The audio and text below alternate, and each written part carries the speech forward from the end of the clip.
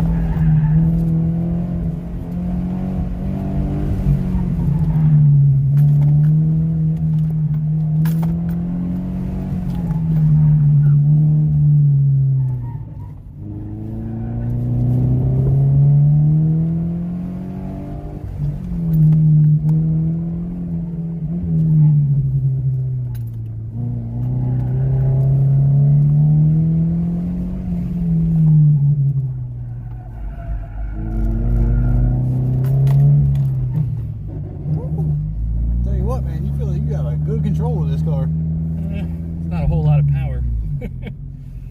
Yeah, but you still got to know how far you can push it in turns. Push it till it breaks. Speaking of brakes, how do you feel that stock was work on this? Not terrible. Get a lot of brake fade? No. I haven't had it out on a track yet though, so. I did hot lap it at an autocross event last year, did 6 runs back to back to back, and no noticeable fade. Alright, that's it. I'm sold on autocross. That was way too much fun, and I have to be honest, that FRS impressed me far more than I thought it was going to. This is such a fun sport if you're into cars. I'm so used to drag racing where you got to dump money into the car to make it faster and more horsepower, more horsepower. Horsepower has nothing to do with this. You can have fun with a completely stock car. Steve's FRS only has a front sway bar and a tire upgrade. Other than that, the rest of the car is completely stock and handles amazingly. Even the stock brakes are impressive. This has not only opened my eyes to the performance of a little car like the FRS, but autocross in general.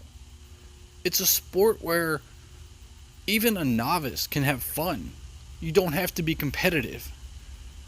If you think about it, in a way, you're the only person on the track. You're competing against yourself, and a time clock if you care to pay attention to it.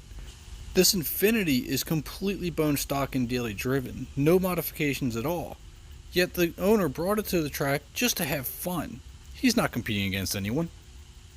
But if you do have that competitive spirit, there are a lot of different classes and categories your car could fall under, from stock, mildly stock, completely modified, the list goes on and on.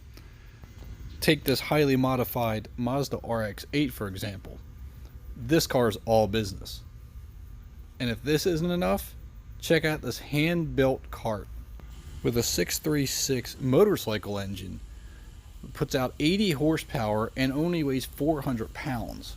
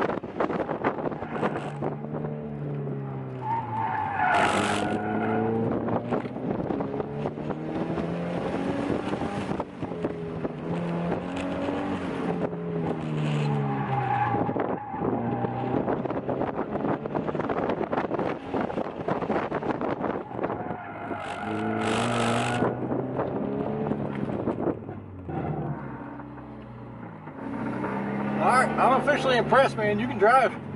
Thank you. Alright guys, so I gotta finish this video up in my car.